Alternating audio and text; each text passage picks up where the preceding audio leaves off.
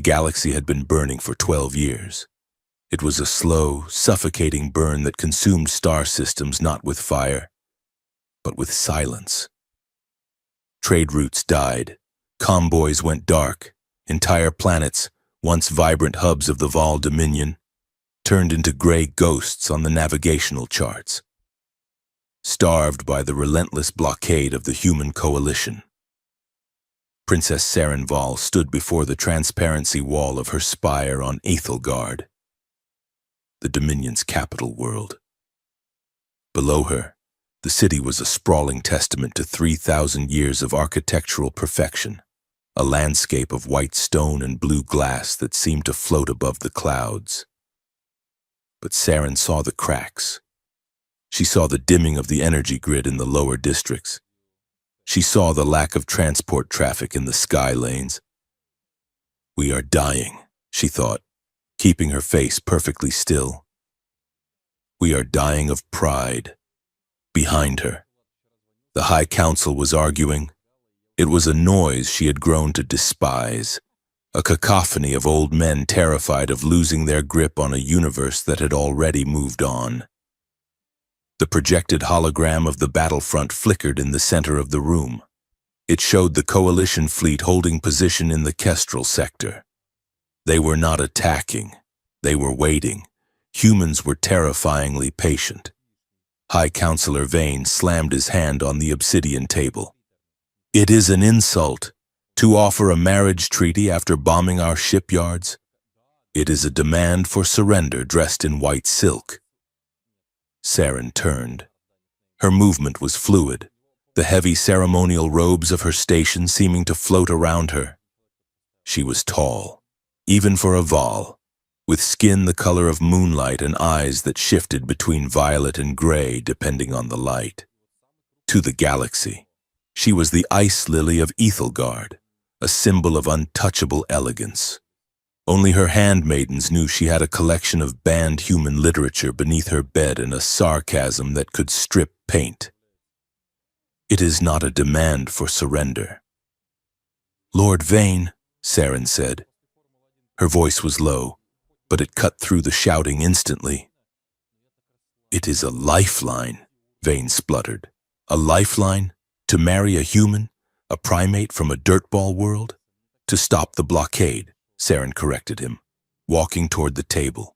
"To open the trade lanes. To feed the 3 billion citizens in the outer rim who are currently rationing protein paste." She placed her hands on the table. The holographic map bathed her face in red light. "We have lost the Kestrel sector. We have lost the Isran supply lines. The coalition has not just beaten us strategically, they have outproduced us. Their factories do not sleep. Their soldiers do not stop. If we do not sign this treaty, the rebellion brewing in the mining colonies will reach these doors within 6 months." Silence descended on the room. Vane looked away, unable to meet her gaze. "The coalition offers peace," Saren continued, her voice devoid of emotion. "In exchange, they want a symbolic union to prove to their own electorate that the war is truly over. They want a wedding. I will give them one." "You would demean yourself," Vane whispered. "I would save my people," Saren replied. "Send the transmission. Tell the coalition command that the Vol Dominion accepts the terms. Tell them to send the groom." 3 weeks later, the sky above the capital was torn open by the roar of engines. They were not the silent, humming drives of Vol ships. These were chemical thrusters, loud and violent. A single coalition transport shuttle descended toward the royal landing pad, surrounded by a nervous escort of Dominion fighters. Saren stood on the reception platform, flanked by the High Council and the Royal Guard. The wind whipped at her silver gown, but she did not blink. She had spent the morning memorizing the dossier of the man she was to marry. Commander Elias Rook, 32 years old, born on a colony world on the fringe of human space. No aristocratic lineage, no political history. His file was a list of battlefields, most of which were classified. He was a soldier, nothing more. A grunt chosen by the human leadership because he looked good on a recruitment poster. The shuttle landed with a heavy thud, the hydraulic landing gear groaning. Steam hissed from the vents, smelling of ozone and burnt fuel. The ramp lowered. A dozen human soldiers in dress uniform marched out first, snapping to attention in two rigid lines. Then, he appeared. Elias Rook was not what she expected. The Vol were tall, slender, and ethereal. Humans, in Saren's experience, were broad and loud. But Elias was compact. He was of average height for a human, perhaps 6 feet, with a build that was not bulky but dense. He wore a dress uniform of dark charcoal gray, devoid of the gold braid and medals that usually decorated military peacocks. He walked down the ramp with a stride that was smooth and controlled. He did not look around at the soaring towers or the gathered nobility. His eyes, dark and flat, locked onto Saren immediately. He stopped 10 feet from her. He did not bow. He simply nodded, a sharp, precise motion. "Your Highness," he said. His voice was gravelly, like stones grinding together. "Commander Rook," Saren replied, inclining her head the precise degree required by protocol. "Welcome to Ethelgard." The High Counselor shifted uncomfortably. They were used to grand speeches and prostration. Elias simply stood there, his hands clasped behind his back. He seemed completely at ease in the silence, which was unsettling. Most people fidgeted in the presence of the royal court. Elias Rook stood with the stillness of a predator waiting in tall grass. "I trust your journey was comfortable," Saren asked, forcing the pleasantry. "It was efficient," Elias said. Saren suppressed the urge to roll her eyes. This was going to be a long marriage. They were ushered inside, the ceremony of arrival dissolving into the logistics of the schedule. Saren watched him as he walked. He moved quietly for a man wearing heavy military boots. He seemed to scan every room they entered, his gaze lingering on exits and lines of sight. He is not a diplomat, Saren thought. He is a weapon they have put in a suit. Their first private meeting took place 2 hours later in the sunroom, a glass-walled chamber overlooking the Capitol Gardens. The protocol master had insisted on it. A chance for the couple to become acquainted before the public announcement. The schedule read, the doors closed, leaving them alone. The silence stretched, thick and awkward. Saren sat on a velvet divan, smoothing her skirts. Elias stood by the window, looking out at the city. He looked out of place, a dark smudge against the pristine white and gold of the room. "Please, sit," Saren said, gesturing to the chair opposite her. "You are making me nervous, standing there like a guard." Elias turned and sat. He sat on the edge of the chair, his back straight, his hands resting on his knees. "So," Saren began, her voice dripping with practiced charm. "We are to be the symbols of a new age. Two lovers bridging the divide between stars." Elias looked at her. "Is that what we are doing?" Saren paused. "It is what the script says we are doing." "Right," Elias said. He looked down at the tea service on the table between them. Delicate porcelain cups that looked like they would shatter if he breathed on them. "I read the dossier on you, Your Highness. It says you enjoy playing the harp and flower arrangement." Saren snorted, a sound that escaped before she could stop it.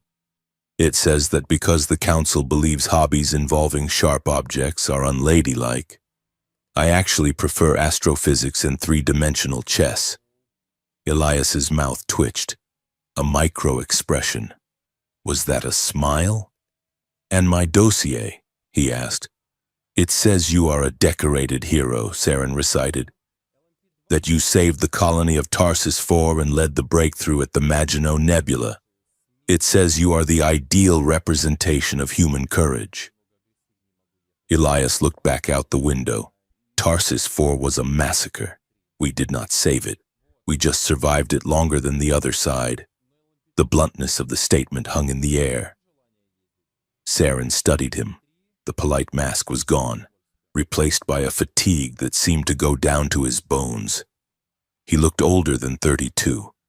He looked like he had lived 100 years in the dark. "I am sorry," Saren said, dropping her own facade. "Don't be," Elias said. He looked at her again, and this time there was no hostility, just a tired honesty. "Look, Princess, I am a soldier. I follow orders. My orders are to come here, wear this itchy suit, say I do, and make sure the shooting stops. I am not good at small talk. I do not know how to be a prince consort, but I know that 500 million people on the border worlds are starving because of this war. If marrying me fixes that, I will stand at the altar and smile until my face cracks." Saren felt a strange sensation in her chest. Respect. It was not a feeling she often associated with the coalition. "I do not like small talk either," she admitted, "and I hate this dress. It weighs 30 pounds. Elias looked at the dress, then back at her eyes. "You carry it well." It was a simple compliment, delivered without a shred of flirtation, yet it made Saren's breath hitch. "We are both tired, Commander," she said softly. Elias nodded. "Yeah, we are." For the first time, the political abstraction of the marriage faded. Saren realized she was not marrying a demographic. She was marrying a man who was just as trapped in this machinery as she was. The next day was the grand procession. It was a logistical nightmare. The open-air hover barge moved slowly down the Avenue of Kings, flanked by thousands of cheering citizens. Holographic confetti rained down from drones. The noise was deafening. Saren stood at the front of the barge, waving. Her arm ached. Beside her, Elias stood with his hands on the railing. He waved occasionally, a stiff mechanical motion that looked ridiculous. "Smile." "Elias," she murmured through her teeth, keeping her own smile plastered on. "The cameras are watching." "I am smiling," he muttered. "You look like you are undergoing a root canal." "This is worse," Saren laughed, a genuine sound that the microphones picked up and broadcast to the crowd. The citizens cheered louder, loving the image of the happy couple. The barge passed under the arch of victory. The shadows deepened. Saren felt it before she saw it. A shift in the air. A sudden movement in the crowd on the balcony to their left. A Vol extremist, screaming something about blood purity, lunged over the railing. In his hand was a ceramic throwing dagger, invisible to the metal detectors. He was only 20 feet away. He threw it with lethal force, aiming straight for Saren's throat. Time seemed to slow down. Saren saw the flash of white ceramic.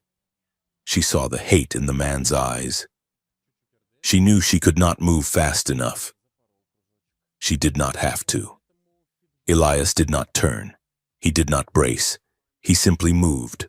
One moment, his hand was on the railing. The next, it was in the air, a blur of motion that the eye could not track. Snick. The sound was sharp, like a twig snapping. Elias stood in front of Saren, his body shielding her. In his right hand, caught between his thumb and forefinger just inches from his own face, was the dagger. The crowd went silent.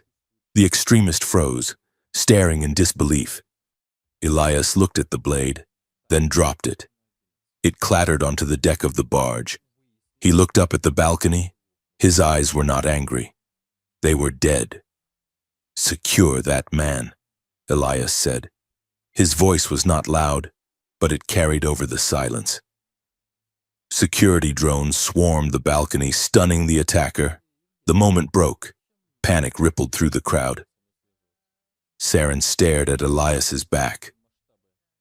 She was shaking, but not from fear of the assassination. She was shaking because of what she had just seen. She was a Vol. Her people had reflexes faster than humans. She had seen elite commandos train. No one moved that fast. The physics of it were wrong. To catch a projectile moving at that velocity, from a standing start, without looking, it required a reaction time measured in nanoseconds. It required muscles that could generate torque instantly without tearing. Elias turned to her. He checked her over with clinical detachment. "Are you injured?" Saren looked at his hand. There was no cut, no bruise. "No," she whispered. "Elias, how did you do that?" "Adrenaline," he said. He lied smoothly, but his pulse was visible in his neck. It was slow, steady. He wasn't even out of breath. The barge accelerated, rushing them toward the safety of the palace. The cheers of the crowd had turned to confused murmurs. Saren looked at the man she was about to marry. The plain, boring soldier. He was a lie. Everything about him was a lie. The wedding ceremony was held inside the heavily fortified Great Sanctum.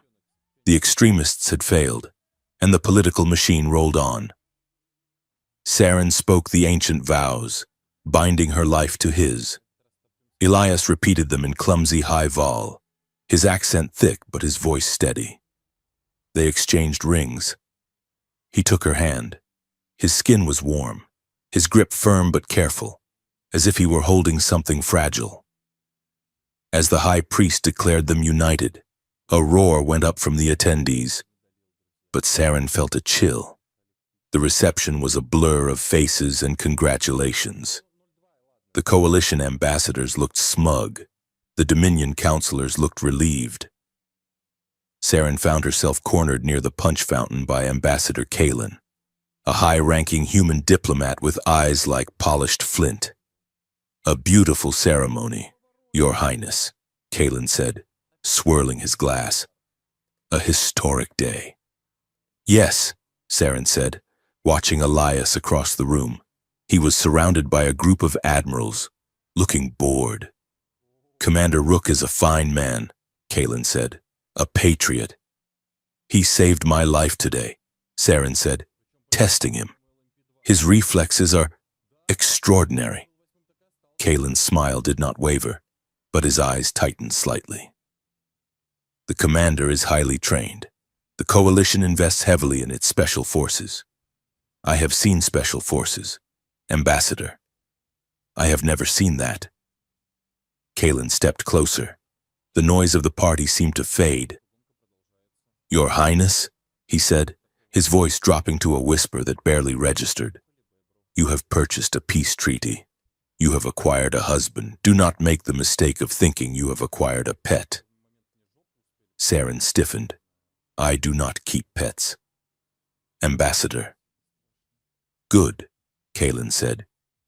"Because Elias Rook is not meant to be owned by any empire, not ours, and certainly not yours. Treat him well, Princess, for all our sakes." He bowed and walked away, disappearing into the crowd. Saren looked back at Elias. He was watching her. Across the crowded room, their eyes met. He did not smile. He raised his glass in a silent toast. Saren realized then that the war had not ended. It had just changed shape. She had invited a monster into her bed to keep the wolves from the door, and she had no idea what he was capable of. She raised her glass in return and drank. The wine tasted like ash. The peace had begun. The danger had just started. The diplomatic cruiser voice of dawn cut through the obsidian dark of the void. A gleaming silver needle stitching together a galaxy torn apart by hate. Inside, the air scrubbers hummed a low, constant note that Saren had begun to associate with a headache that never quite went away. They were 3 weeks into the peace tour. It was less of a celebration and more of a grueling high-stakes parade through a minefield. Saren sat in the private lounge of their quarters, kicking off her heels. They landed with a dull thud on the plush carpet. She massaged her temples. That, she said, staring at the ceiling, was a disaster. Elias stood by the sidebar, unbuttoning the high collar of his dress uniform. He looked as he always did after these events, calm, contained, and utterly unreadable. I thought the governor seemed pleased, Elias said. He poured a glass of water. The governor called me a Val harlot to my face. Elias, he just used a local dialect so the translators would lag. He thinks I did not understand. Elias paused, glass halfway to his mouth. He did? Saren turned her head to look at him. Yes. He called you a primitive collaborator and me a harlot. And then we ate his terrible canapes and smiled for the cameras. Elias took a sip of water. I thought the canapes were okay. Saren let out a short, startled laugh. It was becoming a habit. Elias Rook had a way of diffusing her anger not with platitudes, but with a dryness that bordered on the absurd.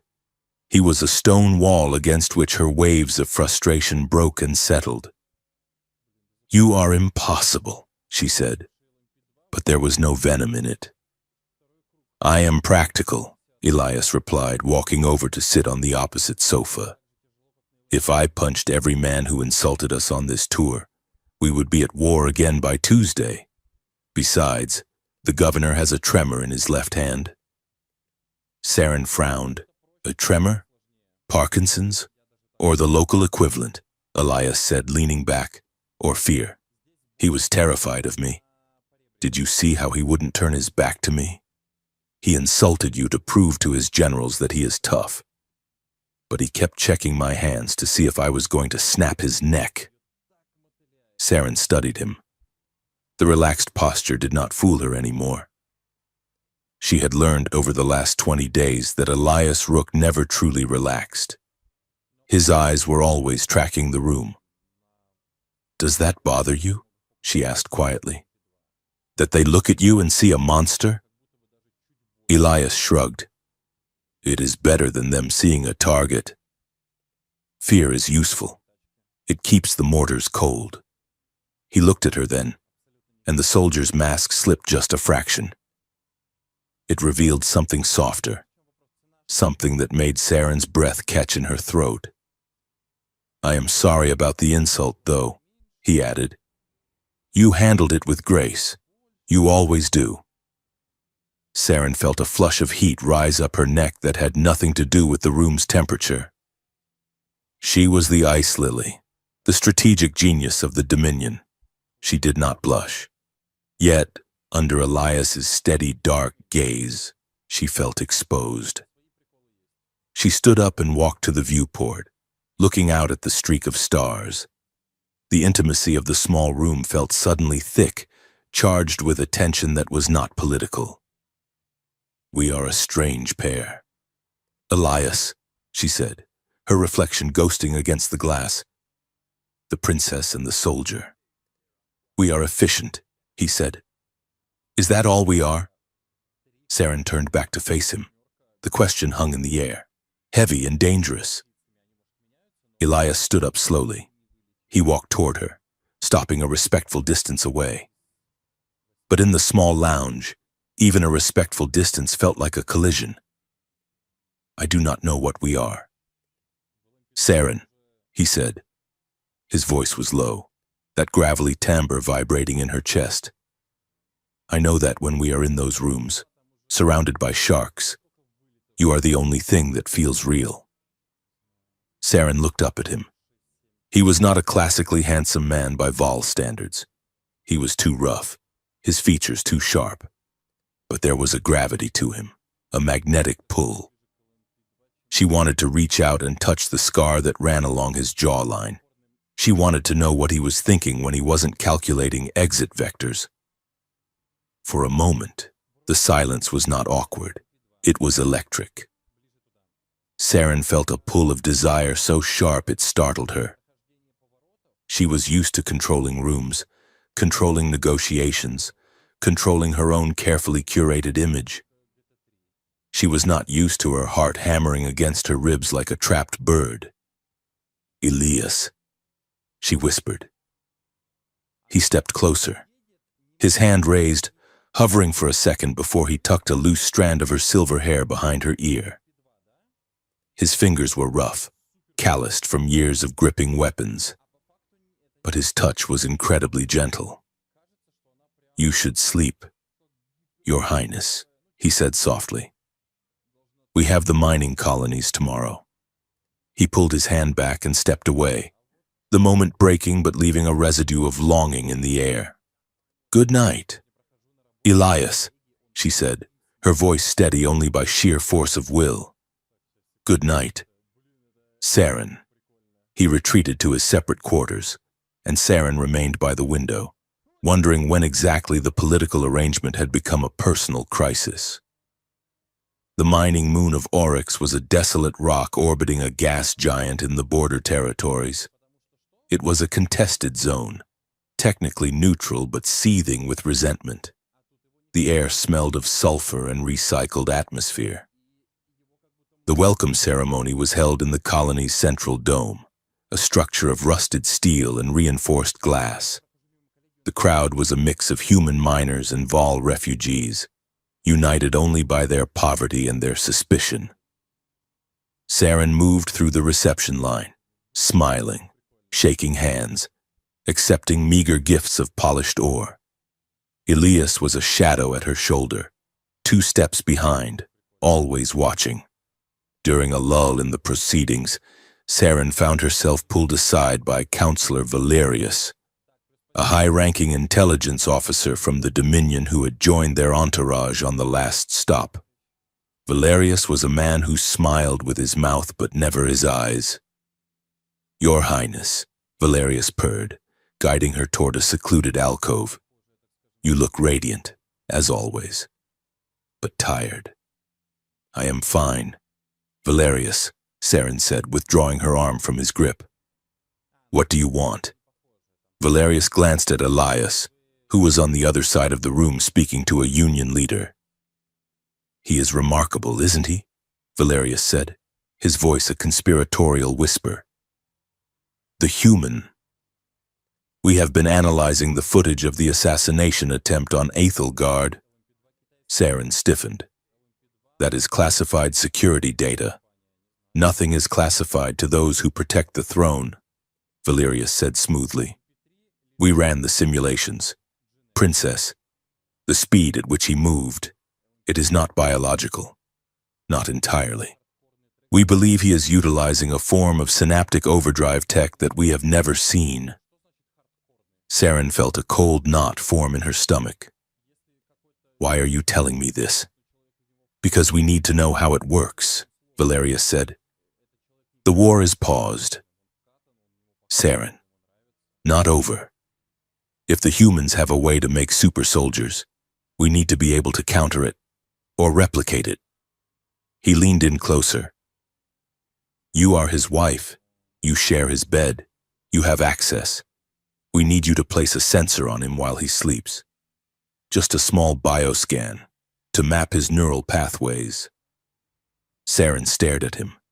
The request was pragmatic. It was logical.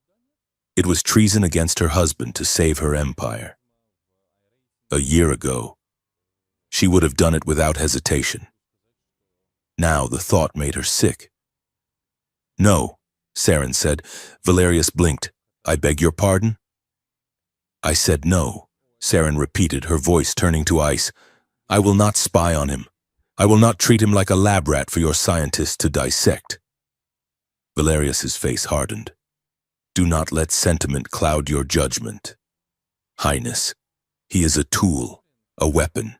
He is not one of us. He is my husband," Saren hissed. "And if you approach me with this again, Valerius, I will have you thrown out of an airlock for undermining the peace treaty. Do not test me." She turned on her heel and walked away, her heart pounding, and she had drawn a line in the sand. She had chosen Elias over the Dominion, The realization was terrifying. She was surrounded by her own people, yet she had never felt more alone. She found Elias near the buffet table. He looked at her, noting her pale face. "Trouble?" he asked quietly. "Politics." She lied. Elias studied her for a second, knowing she was lying, but he did not press. Instead, he handed her a glass of water. "Drink," he said. "You look like you are about to faint." "I am fine," she said, taking the glass. Her fingers brushed his. "Thank you." Suddenly, the ground lurched. The ground. A boom echoed through the dome, deep and resonant, vibrating through the floor plates. The reinforced glass above them shuddered. Sirens began to wail. Elias was moving before the second explosion hit. He grabbed Saren by the waist and pulled her down behind a heavy steel pillar just as the main airlock blew inward. Debris rained down. Screams erupted from the crowd. "What is happening?" Saren shouted over the noise. "Breach charges," Elias said, his voice calm and flat. "We are under attack." Through the smoke, figures emerged. They were not Dominion or Coalition. They wore mismatched armor, painted with jagged red symbols. The rogue faction, extremists who believed the peace was a betrayal of the war, dead. There were dozens of them, armed with heavy plasma rifles and kinetic repeaters. They began firing into the crowd, indiscriminate and brutal. "Stay down," Elias ordered. He tapped a sequence into his wrist comms. Rook to Voice of Dawn. "We have a hostile situation. Sector 4. I need extraction for the VIPs. A static-filled voice replied. "Commander, we are taking fire in orbit. We cannot descend. You are on your own." Elias cursed. He looked at Saren. "Stay here. Keep your head down." "Where are you going?" She grabbed his arm. "To stop them," he said. He stood up. He did not have a weapon. He was wearing a dress uniform. "Elias!" she screamed. He stepped out from behind the pillar, and then he changed. Saren watched, her eyes widening in disbelief. As Elias moved, his uniform seemed to ripple. The charcoal fabric darkened, hardening, shifting texture. It was not cloth. It was a liquid nanotechnology mesh. It flowed over his neck, covering his jaw. It hardened into matte black plating over his chest and shoulders. A helmet formed from the collar, sliding up to encase his head, the faceplate a smooth, featureless onyx void. He did not look human anymore. He looked like a shadow cut from the void. The nearest gunman saw him and swung his rifle. Elias was already there.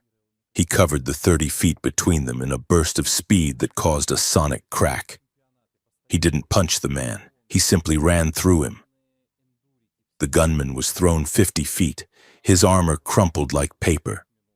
Elias spun, his movement fluid and unnatural.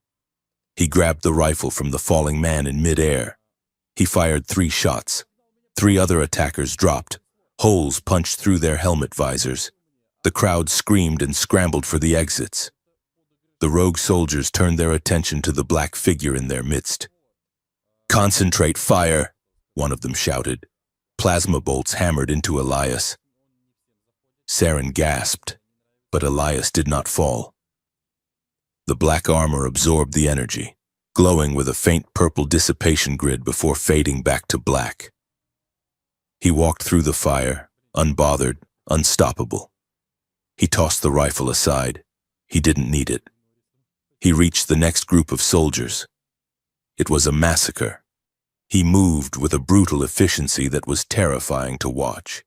He broke limbs, shattered armor, and neutralized threats with a surgical precision that stripped the violence of any humanity.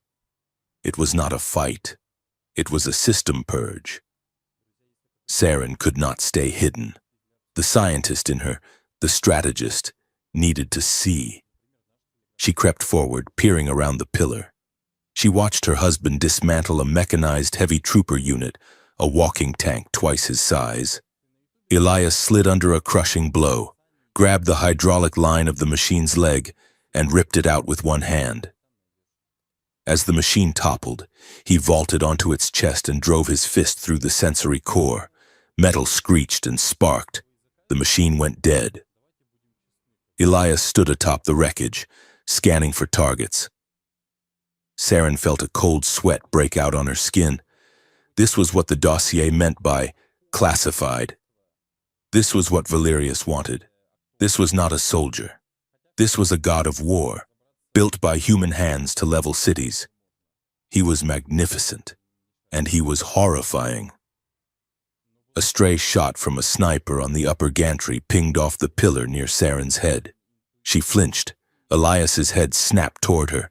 Even through the faceless helmet, she felt his gaze. He extended a hand toward the sniper. A wrist-mounted launcher popped up from his gauntlet. A micro-missile hissed through the air. The upper gantry exploded in a ball of fire. The remaining attackers broke. They had seen enough. They dropped their weapons and fled, terrified of the black demon that shrugged off plasma fire. Silence fell over the dome, broken only by the crackle of fires and the groans of the wounded. Elias stood in the center of the carnage.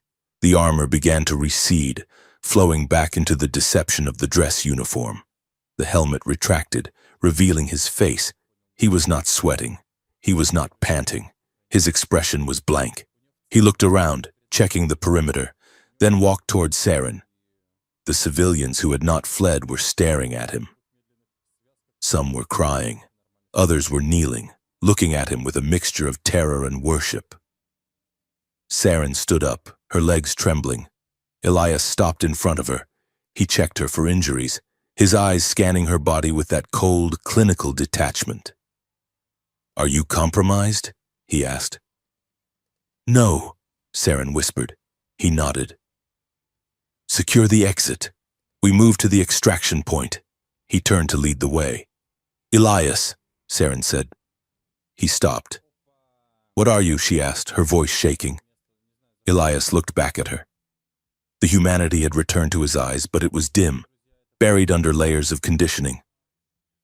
"I am the peace treaty." "Saren," he said quietly. He offered her his hand. Saren looked at it. It was the same hand that had just punched through reinforced steel. It was the same hand that had tucked her hair behind her ear. She took it. By the time they reached the shuttle, the footage was already out. Someone in the crowd had recorded the fight. The video of the Black Ghost destroying a battalion of rogue soldiers was beaming across the galaxy at light speed, on the bridge of the Voice of Dawn. Saren watched the news feeds. The human coalition was spinning it as a triumph of protection. Commander Rook defends peace with heroic action. The Dominion channels were in a panic. Human superweapon revealed. Is the treaty a trap? But on the social channels, in the underbelly of the galaxy where the real people lived, the reaction was different. They weren't calling him a weapon. They were calling him a savior, a protector who walked through fire. Saren sat in the command chair, watching the image of her husband on the screen. He was standing on the fallen mech, a silhouette against the burning dome. The door to the bridge opened. Elias walked in. He had changed out of the ruined uniform into fresh fatigues. He looked at the screen. He watched himself kill 12 men in 6 seconds. "Turn it off," he said. The comms officer scrambled to obey, the screen going black. Elias walked to the viewport, staring out at the planet below. He looked smaller now, without the armor. He looked human again.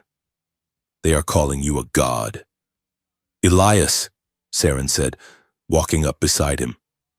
"They are wrong," he said. "Are they? You destroyed a mechanized unit with your bare hands." "Enhanced hands," he corrected. "Ceramics and synthetic muscle fibers. Not magic, just engineering." Saren looked at his profile. "Does it hurt?" Elias blinked. "What? Being able to do that? Does it hurt?" Elias was silent for a long time. He watched the curvature of Oryx, the fires of the mining colony visible as pinpricks of light in the dark. "It does not hurt when I do it," he said softly. "The armor, the interface, it suppresses the pain, it suppresses the fear. It makes everything quiet." He turned to look at her. "It hurts when it stops," he said. "When the noise comes back, when I remember the faces of the men I broke." Saren saw the haunting then. It was deep and vast, a hollow space inside him where the war had eaten away the man. He was not a monster who enjoyed the kill.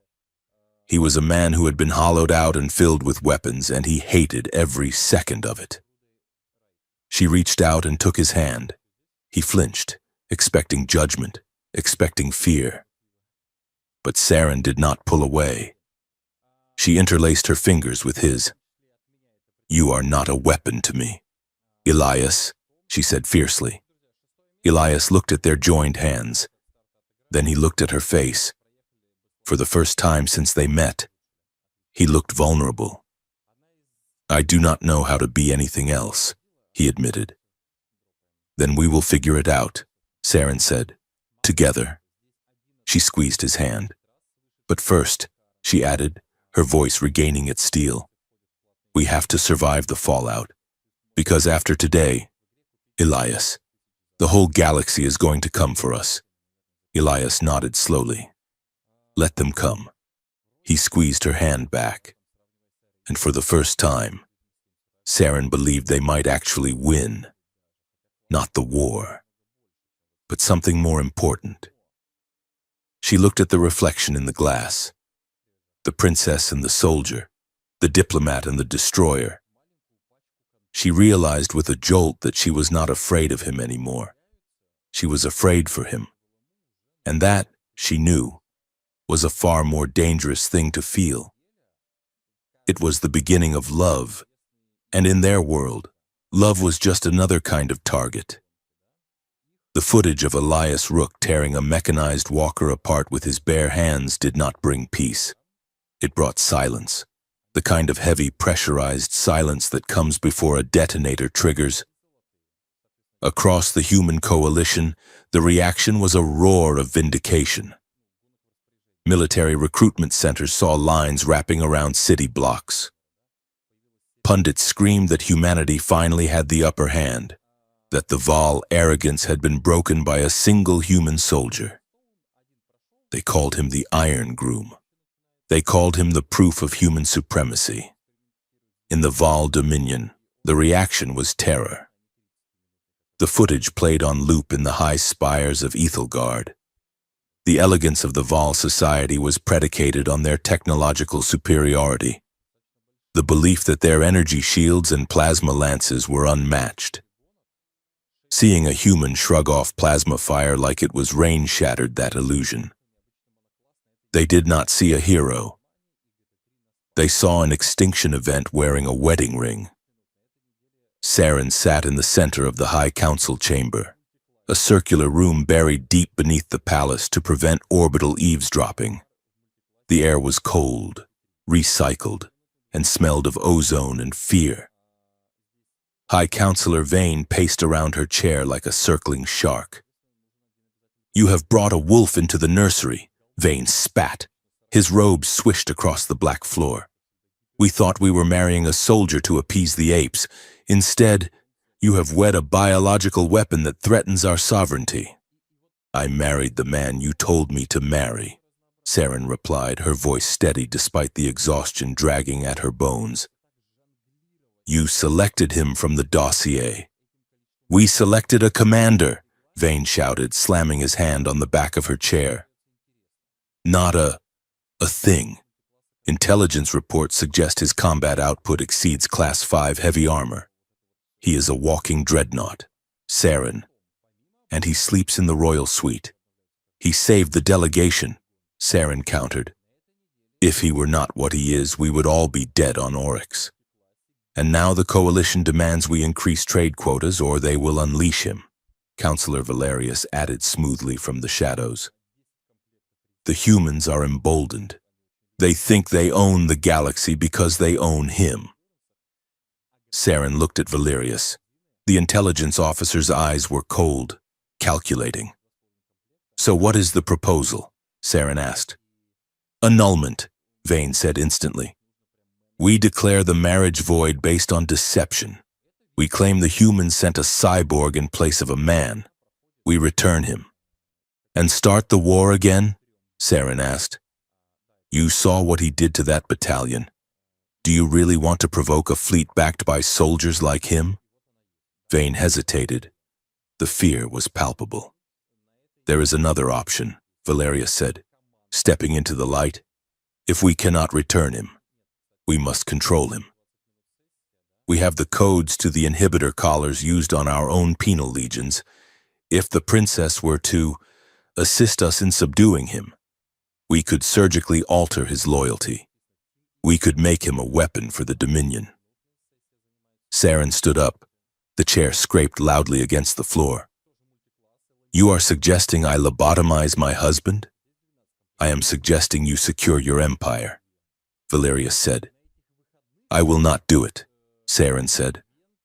Her voice was low, vibrating with a dangerous intensity. "I will not annul the marriage, and I will not let you butcher him. Elias Rook is a citizen of the Dominion by marriage, and he is under my protection." Vane sneered. "Your protection? You are a 24-year-old girl playing at politics. If you do not handle this, the council will—" Saren stormed out of the chamber, her heart hammering against her ribs. She needed to get back to the spire. She needed to see him. She found Elias in their private quarters, standing on the balcony. He was watching the sun set over the capital, the white towers turning to gold and blood orange. He wore simple civilian clothes, a tunic and trousers, but he still stood with that unnerving stillness. He did not turn when she entered. "They want to kill me. Do they not?" he asked. Saren stopped in the middle of the room. "They are afraid." "Elias, they should be," he said. He turned to face her. His face was drawn, the lines around his eyes deep. "I saw the news feeds. Saren, the human senators are calling for a crusade. They want me to lead a vanguard to liberate the outer systems. And the Dominion wants to put a collar on you," Saren admitted. Elias let out a dry, humorless laugh. "So we are back to where we started. Two empires trying to decide who gets to pull the trigger." "It is not that simple," Saren said, walking toward him. "It is exactly that simple," Elias snapped. His voice rose, cracking the quiet of the room. "Look at me. Saren, I am not a diplomat. I am a walking escalation of force. Every day I stay here, I make the target on your back bigger. The only strategic move that makes sense is for you to hand me over or kill me." "Stop it," Saren said. "Why?" Elias stepped closer, looming over her. His dark eyes were blazing with a mix of anger and self-loathing. "You are a strategic genius. Do the math. I am a liability. Annulling the marriage buys you time."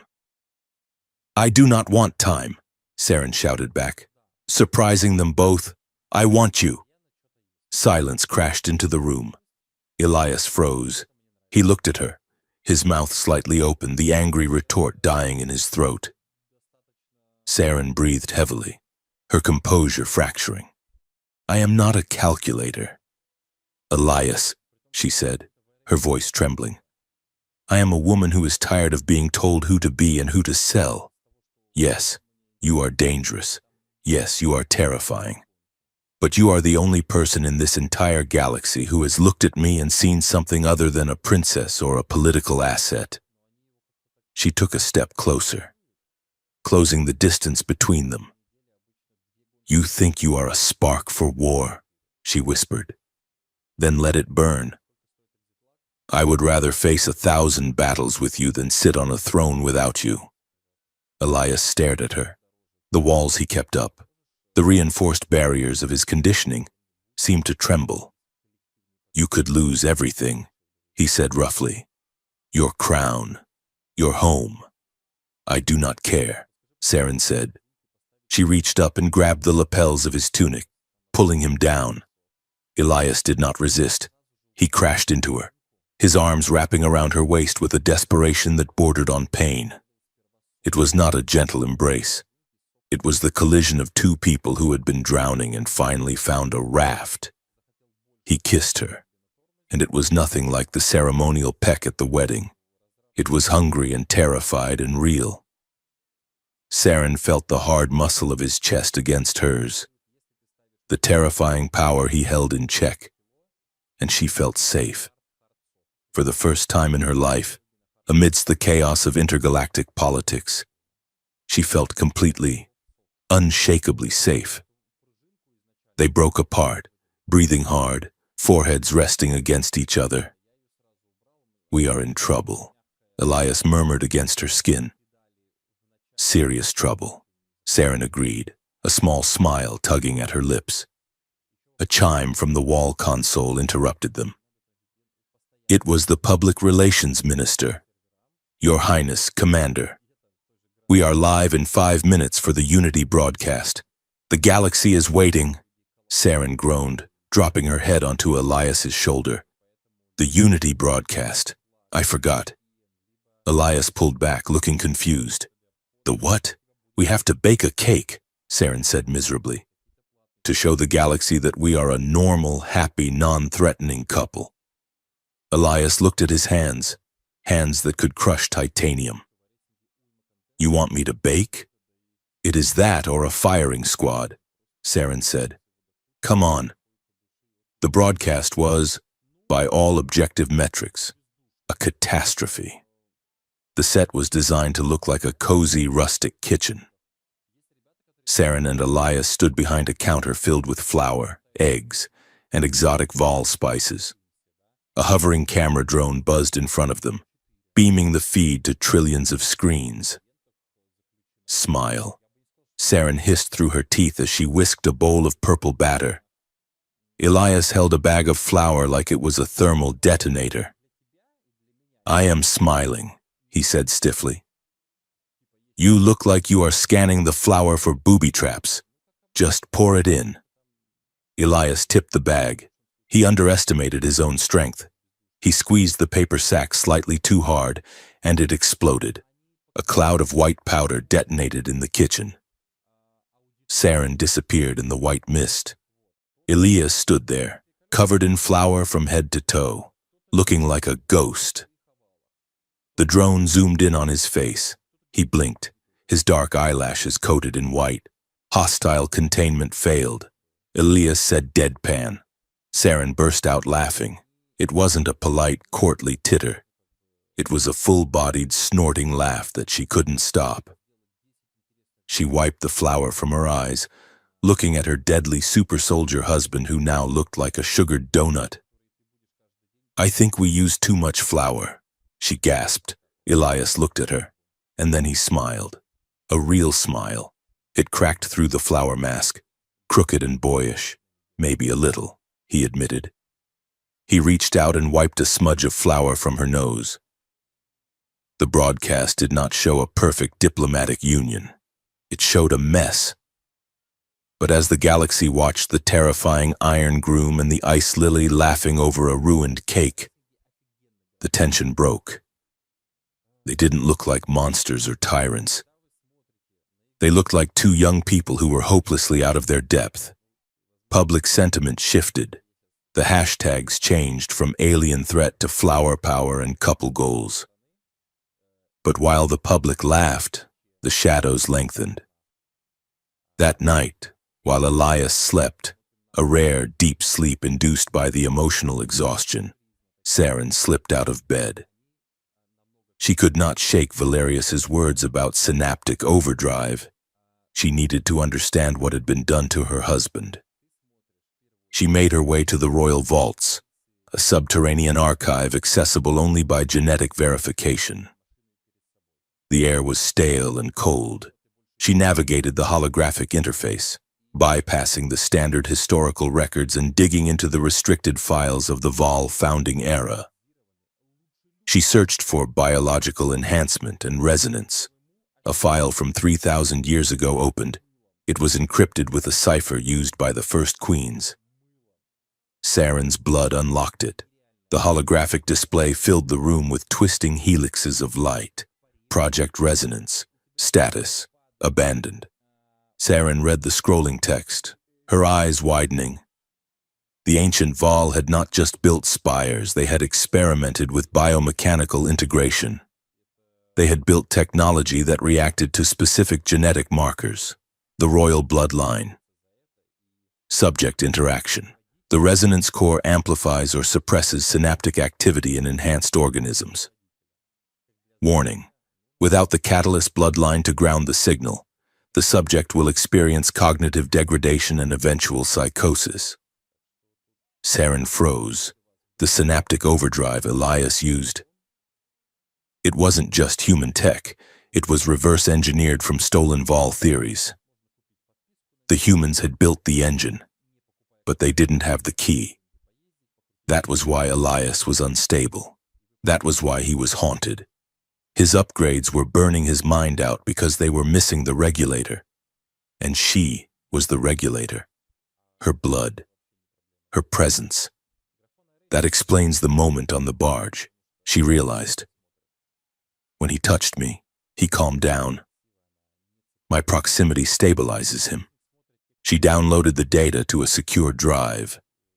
She had to tell him. They had to find the source of this tech. She turned to leave, but the heavy blast doors of the vault hissed shut. The lights in the archive turned red. Security lockdown initiated, a computerized voice intoned. Saren ran to the control panel, locked out. A voice came over the intercom. It was Valerius. "I am disappointed, Highness," he said. "I hoped you would be sleeping." "Valerius!" Saren shouted. "Open this door!" "I am afraid I cannot do that," the counselor replied smoothly. "You see, while you were educating yourself, we decided to expedite the solution. A team is currently on its way to the royal suite. We are going to collect the commander." "No!" Saren screamed, pounding on the metal. "He will kill them." "We are counting on it," Valerius said. "The more Dominion blood he spills, the easier it will be to justify his permanent restraint. And you, my dear, will be safe in the vault until the surgery is complete." Saren stared at the door. Panic flared, hot and bright. But she was not just a princess. She was a strategist. She looked at the console. She couldn't open the door. But the vault was connected to the palace's pneumatic dispatch system, large tubes used to send artifacts to the upper levels. She wasn't an artifact, but she was slender enough. She scrambled into the dispatch chute, overriding the safety protocols with her royal clearance. Destination, Royal Suite. She hit the button. The suction pulled her up into the dark, hurling her through the bowels of the palace at breakneck speed. She tumbled out of the service hatch in the hallway outside their bedroom, bruising her shoulder. She didn't wait. She kicked open the door to the suite. Elias was already awake. He was standing in the center of the room, shirtless, a combat knife in his hand. The door to the hallway was buckling under heavy blows. "Saren," he shouted when he saw her. "They are coming." She gasped, scrambling to her feet. "Valerius, they want to take you." Elias looked at the buckling door. "Let them come." "No." Saren grabbed his arm. "If you fight them, they win. They want you to slaughter them so they can brand you a rabid animal. We have to run." "Run where?" "The palace is locked down." Saren's mind raced. The corridors were full of guards. The hangars would be sealed. They needed a way out that no soldier would expect. She looked at the ornate wardrobe in the corner. "Put this on," she ordered, throwing him a heavy velvet ceremonial cloak with a high, obscuring hood. A cloak? Elias asked, confused. We are not going to fight our way out, Saren said, grabbing a masquerade mask from her vanity, a silver half-face mask she had worn to the solstice ball. We are going to walk out. The door splintered. Saren shoved the mask into his hand. Put it on. Protocol 47. The Midnight Promenade. Elias didn't argue. He sheathed the knife and donned the cloak and mask. The heavy velvet hid his frame, the hood shadowing his face. The door burst open.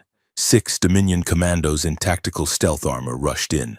They stopped, weapons raised. The room appeared empty. The balcony doors were wide open, curtains blowing in the wind. Clear! The lead commando shouted, rushing to the balcony. They jumped. As the soldiers crowded the balcony, looking down into the abyss of the city, the wardrobe door creaked open. Saren stepped out, her arm linked through Elias's. He moved with the fluid, gliding grace of a courtier, mimicking the walk she had taught him for the wedding. They walked right behind the commandos. "Excuse me, gentlemen," Saren said in her haughtiest royal voice. The commandos spun around. Saren raised her hand. Before they could fire, she triggered the emergency suppression system, a non-lethal defense mechanism built into the royal suite for neutralizing assassins. Gravity in the room inverted for 5 seconds. The commandos floated helplessly into the air, flailing. "Run!" Saren yelled. She and Elias sprinted into the hallway. The gravity normalized behind them, and they heard the heavy thud of armored bodies hitting the floor. They ran through the gilded corridors. Alarms blared. Red lights pulsed. "To the service lifts," Saren directed. They encountered a patrol of royal guards near the lift. Elias moved to engage, his muscles tensing to strike. "Wait," Saren whispered. She stepped forward, pulling her signet ring from her finger. She held it up. "The right of sanctuary," she declared, invoking an obscure law from the Age of Silence. "By the blood of the first queen, I demand unhindered passage to the lower crypts." The guards hesitated. They were soldiers, but they were Vol. Tradition was hardwired into them. They saw the ring, the princess, and the cloaked figure. "Make way," the captain ordered, stepping aside and bowing. Elias stared at them from under his hood as they rushed past. "Did that really work?" he whispered as the lift doors closed. "They are trained to obey the ring, not the radio," Saren panted, leaning against the wall. "But that won't last long. Valerius will override the command." The lift plummeted toward the foundation levels. "Where are we going?" Elias asked. "The old spaceport," Saren said. "There is a diplomatic courier ship there. It's automated. It doesn't have a crew to betray us." They reached the hangar. The ship, a sleek, needle-shaped vessel, sat on the pad. As they ran across the tarmac, a sniper shot rang out. Saren stumbled, a spark of energy grazing her arm. Elias grabbed her, shielding her body with his own. He didn't summon the armor. It would give away his position too clearly. Instead, he moved with human speed, zigzagging, dragging her behind the landing strut of the ship. "Can you fly this thing?" Elias shouted. "Yes." Saren grimaced, clutching her arm. "Go!" "I will hold them." "No." Saren grabbed his collar. "You are not holding the line. Elias, you are coming with me. We go together or we do not go." Elias looked at her. The determination in her violet eyes was harder than any armor he possessed. He nodded. Together. He scooped her up in his arms and sprinted for the ramp. Shots pinged off the hull around them. He threw her through the airlock and dove in after her, hitting the seal button. The ramp hissed shut. Saren scrambled to the cockpit. Her hands flew over the controls. "Launch!" she screamed. The engines ignited. The ship tore free of the docking clamps, blasting out of the hangar just as Valerius's heavy troopers breached the doors. They shot upwards, punching through the atmosphere. leaving the chaos of Ethelgard behind. 2 hours later, they were in hyperspace. The ship was silent. Saren sat in the pilot's chair, bandaging the graze on her arm. Elias stood behind her, watching the swirling vortex of blue light outside the window. "We are fugitives," Elias said. "Both empires will be hunting us. Let them hunt," Saren said. She plugged the drive she had stolen from the vault into the ship's computer. She pulled up the star charts. "Where are we going?" Elias asked. "To the source," Saren said. She pointed to a coordinate in the dead sector, a region of space that appeared empty on modern maps. "There is a world there. A relay station abandoned 3,000 years ago. The encrypted files called it the Anvil. It is where the resonance core was forged." She looked at Elias. "It is the only place that can fix you. The only place we can find out what you really are." Elias placed a hand on her shoulder. "And what if I don't like the answer?" "Then we rewrite the question," Saren said firmly. She opened the final file on the drive, a personal log attached to the resonance data. It was tagged with a genetic marker she recognized instantly. "It is my mother's seal," she whispered. She played the audio log. The voice of the late queen filled the cockpit, tinny and distorted by time. "Saren, if you are listening to this, then the peace has failed. Or perhaps it succeeded too well. You must know the truth. The war, the conflict between Val and human, it was not an accident. We did not stumble into it. It was curated. The consortium. They span both species. They needed a testing ground for the weapons they sell. They needed the economy of fear. They engineered the border conflicts. And they engineered the human upgrade program. Your father knew. I tried to stop it. The audio cut out with a burst of static. Saren stared at the console. Her blood ran cold. My mother didn't die of an illness. She whispered. She was murdered. Elias's grip on her shoulder tightened. The war is a lie, he said, his voice hard as granite. All the dead friends, all the destroyed colonies. It was just a sales pitch. Saren turned to him. The fear was gone from her face, replaced by a cold, burning fury. They made you a weapon to keep the war going, she said. They made me a diplomat to sell the pauses in between. She stood up, looking at the hyperspace tunnel. We are going to the Anvil. Elias, we are going to find this core. We are going to stabilize your mind. And then, Elias looked at her, and a dark, dangerous smile touched his lips. Then we are going to burn their consortium to the ground. The Anvil was not a station. It was a corpse. It floated in the silence of the dead sector, a massive, jagged structure of black metal that looked less like a building and more like a wound in the fabric of space. It was the size of a small moon, twisted into a shape that defied geometry, with spires that curled inward like grasping fingers. Saren piloted the courier ship through the debris field that surrounded it. The sensors were screaming. The gravitational pull of the structure was erratic, pulling the ship sideways, then pushing it away, then twisting it upside down. Hold on, Saren said, her hands fighting the yoke. Elias stood behind her, gripping the back of her seat. His eyes were fixed on the black mass growing in the viewport. It is scanning us, he said. Saren glanced at the readouts. Active scanning? Passive. It feels awake. Elias's enhancements were reacting. He rubbed his temples, a grimace of discomfort tightening his jaw. The closer they got to the ancient Val structure, the louder the static in his head became. It was a buzzing, itching pressure behind his eyes. We have to land, Saren said, before the gravity shears the wings off. She spotted a hangar bay, a gaping mouth in the side of the central spire. She fired the retro thrusters, forcing the ship into a controlled drift. Metal screamed as the landing skids scraped against the alien alloy of the deck.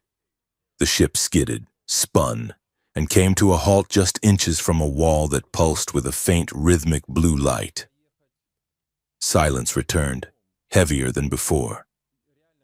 They suited up in the ship's armory. Saren donned a lightweight exploration suit, checking the seals. Elias pulled on a tactical vest over his fatigues, checking the charge on a plasma pistol he had taken from the courier's emergency locker. "Do not shoot anything unless I tell you to," Saren warned. "This place runs on resonance technology. It reacts to energy output. A stray shot could bring the ceiling down." Elias holstered the weapon. "I will try not to start a war with the architecture." They descended the ramp into the gloom. The air inside the anvil was breathable but cold, tasting of metallic dust and old ozone. The corridor ahead of them was vast, the ceiling lost in shadow. As they walked, the walls seemed to shift. It was not a mechanical movement. It was a fluid ripple, as if the metal were breathing. And then, the hallucinations began. Saren stopped. The wall to her left had changed. It was no longer black metal. It was a mirror. But it did not show her reflection. It showed her standing on a pedestal made of ice. She was wearing her coronation gown. Her face was frozen in a perfect porcelain smile. And then, cracks began to appear. They started at her feet and raced up her body. Her arm fell off, shattering on the floor, then her jaw, then her chest. She was breaking apart, and the version of her in the glass was screaming without a sound. "Saren?" Elias's voice snapped her back. Saren blinked. The wall was black metal again. Her heart was hammering against her ribs. "It showed me." "Breaking," she whispered. Elias was staring at the opposite wall. His face was pale. "It showed me Tarsus 4, he said, his voice hollow. "But the bodies were not soldiers. They were you. All of them were you." Saren reached out and took his hand. Her grip was tight, desperate. "It is a defense mechanism," she said, her voice shaking slightly. "It reads the neural patterns of intruders. It shows us our worst fears to drive us away." "It is working," Elias muttered. "Ignore it," Saren commanded, though she did not let go of his hand. "It is just light and shadow. It is not real." They pressed on, moving deeper into the belly of the beast. The gravity shifted unpredictably. One moment they were walking on the floor, the next, the corridor twisted and they were walking on the wall, their stomachs lurching as down became left. They reached a central atrium, a cavernous space dominated by a suspended bridge that led to a massive, sealed door. They stopped to rest near the entrance of the bridge. Elias sat on a crate, keeping watch. Saren sat beside him, checking her scanner. The signal from the drive she had stolen was strong here. The core was behind that door. "Elias," she said softly. "Back on the ship, you said the war was a lie. You said the consortium spans both sides. How do you know?" Elias looked out at the abyss beneath the bridge. "When they cut me open," he said, his voice flat. "When they were replacing my spine with the fluid mesh. I was not fully under. The anesthesia did not work as well as they thought. I heard them talking. The doctors." He turned to look at her. One of them was human, Dr. Aris. The other one was a Vol. I saw his face. He had the crest of House Vane on his robe. Saren gasped. "Counselor Vane's brother. He disappeared 10 years ago. We thought he was killed in a raid." "He is not dead," Elias said. "He is the head of the neurografting division. They were arguing about budget allocations. The human doctor said the Dominion credit transfer was late. The Vol doctor said to be patient. that the war in the Kestrel sector would drive up the stock prices of the munitions companies they both owned. Elias looked at his hands. They did not just build me to fight. Saren. They built me to be marketed. I am a prototype. If I worked, they were going to sell the upgrade package to both armies. Super soldiers for everyone. An eternal stalemate where only the weapon manufacturers get rich. Saren felt a wave of nausea. It was monstrous. It was the industrialization of genocide. My mother found out. She realized. That is why she died. She was going to expose them. She stood up, her fear replaced by a cold, sharp clarity.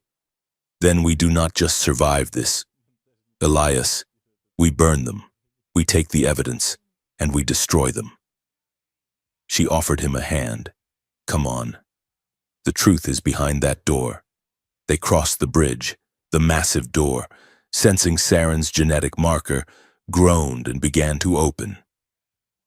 Dust fell from the frame as the gears turned for the first time in 3 millennia. The chamber beyond was blinding. In the center of the room, hovering above a pit of liquid energy, was the resonance core. It was a spire of crystal and light, pulsing with a heartbeat that Saren could feel in her teeth. The air hummed with power. As Saren stepped into the room, the core flared.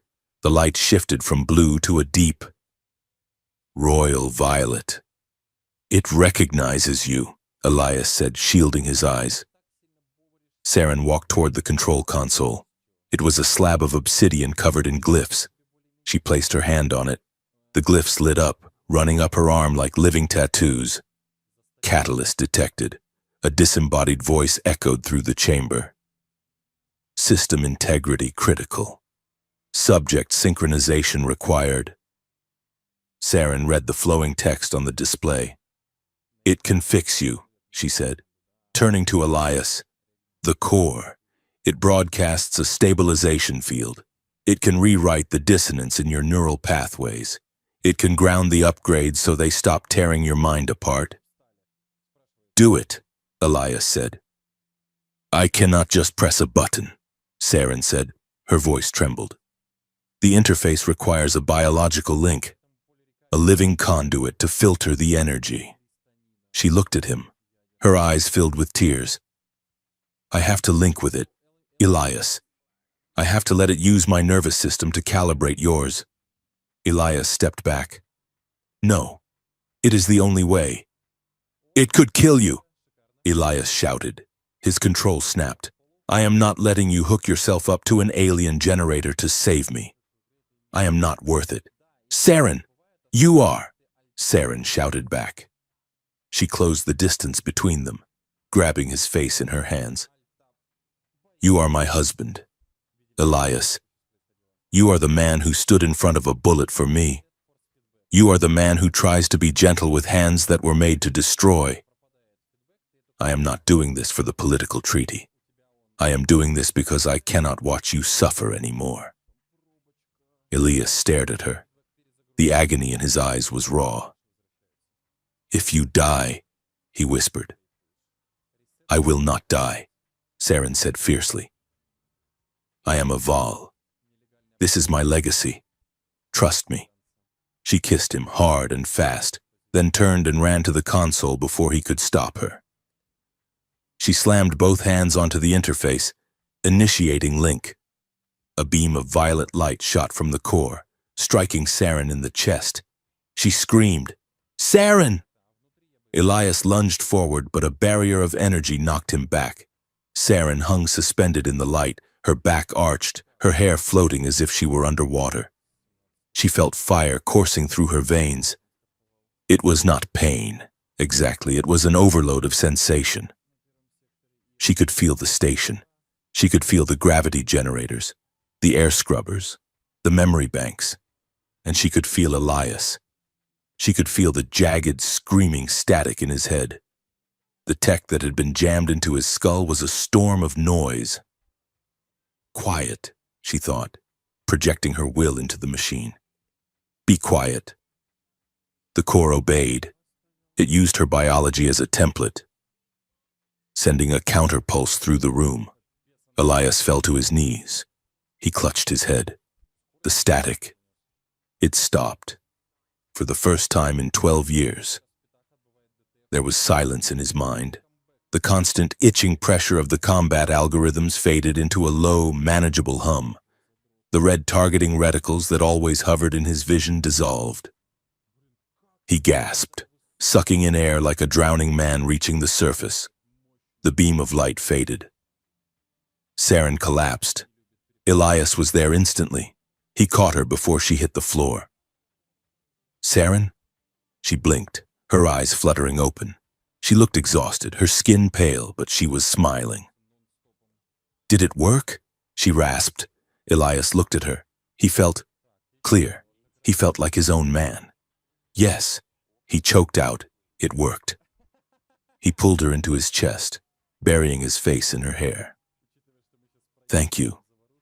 Hold the gratitude, Saren murmured, her head resting against his tactical vest. We have company. A siren began to wail throughout the facility.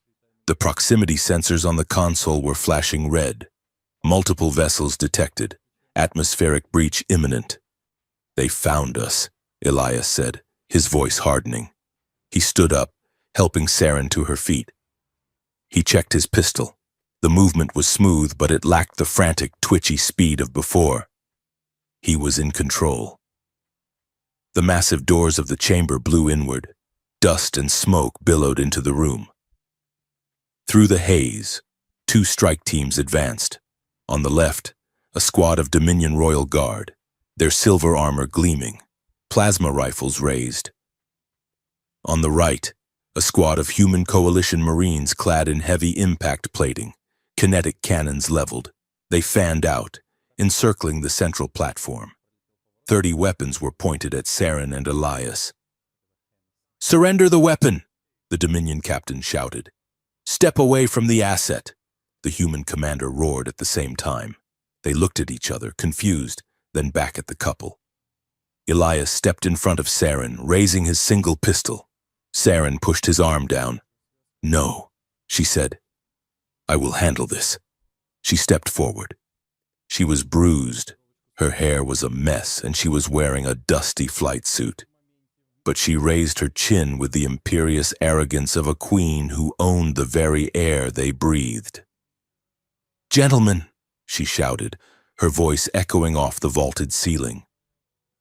You are screaming very loudly for people standing inside a resonance chamber that reacts to aggression by collapsing the roof. The soldiers hesitated. They glanced at the ceiling, where the lights were flickering ominously. I am Princess Saren Val, she announced. And this, she gestured to Elias, is my husband. He is not a weapon. He is not an asset. And he is definitely not in the mood for your posturing. The human commander, a burly man with a cigar clamped between his teeth, stepped forward. Princess, we have orders to retrieve Commander Rook. He is classified property of the Coalition. The Dominion captain stepped forward. He is a threat to the Dominion. We are authorized to terminate him. Oh, put the ruler away. Boys, Saren snapped. No one cares whose gun is bigger. She tapped a command into her wrist comp. The holographic projectors in the room sparked to life. Huge, 3-dimensional documents materialized in the air above the soldiers. Bank transfers, comms logs, the video file of the 2 doctors discussing stock prices. What is this? The Dominion captain asked, lowering his rifle slightly. That, Saren said, pointing to a glowing red line of credit, is the payment your general received from the human corporation Armies Heavy Industries last week. She pointed to another document. And that is the kickback the human admiral received from the Dominion Mining Guild for keeping the Kestrel sector war going for an extra 6 months. The soldiers looked at the documents. Then they looked at each other. The tension in the room shifted. It was no longer 2 enemies facing a target. It was 2 groups of soldiers realizing they had been played. We are not fighting a war. Saren said, her voice dropping to a deadly calm. We are fighting a profit margin. The people who sent you here. They do not want peace, and they do not want victory. They want to keep selling bullets. The human commander looked at the manifest. That's signature. That's General Harrow's, and that is Counselor Vane's, the Dominion captain whispered. Saren crossed her arms. So, here is the situation. You can shoot us. But if you do, the automated beacon I just activated will broadcast this entire file to every news outlet in the galaxy. You will go down in history as the lackeys who killed the people trying to save you. Or, the human commander asked, taking the cigar out of his mouth. Or, Saren said, smiling dangerously, you can lower your weapons, and we can all have a very interesting conversation about who exactly signed your paychecks this month. Silence stretched taut as a wire. Slowly, the human commander lowered his cannon. He looked at Elias. You really clear that bunker on Oryx by yourself? Son. Elias looked at him. I had a schedule to keep, the commander snorted. Damn! He signaled his men. Stand down! The Dominion captain hesitated, then lowered his rifle. Stand down. We await the princess's command. Saren let out a breath she had been holding for 10 minutes. She leaned against Elias. I think I am going to faint now, she whispered. Not yet, Elias murmured, supporting her weight. You were terrifying. I was a little aroused. Shut up, Saren said, but she smiled. The truce was fragile, but it held. The soldiers began to mingle cautiously, looking at the evidence floating in the air. The realization of the betrayal was sinking in. Anger was replacing duty.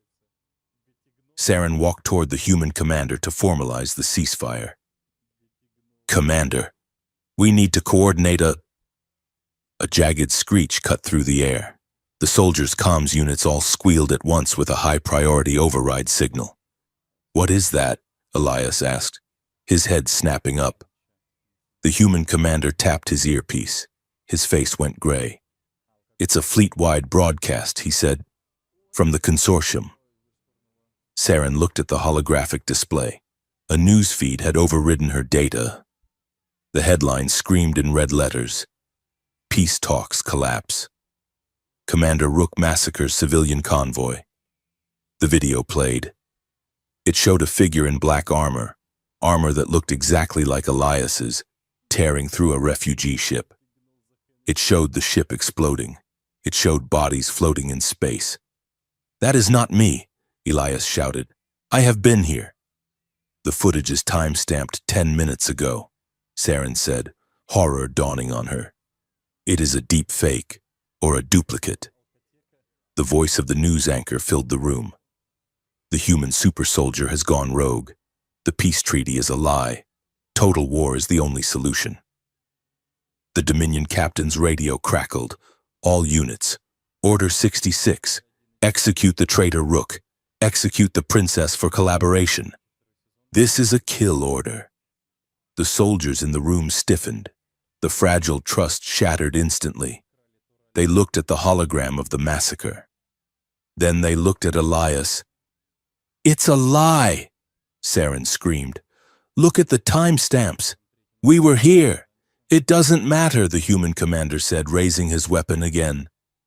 His eyes were sad, but his finger was on the trigger. Command just authorized a kinetic bombardment of this sector. They are scrubbing the site.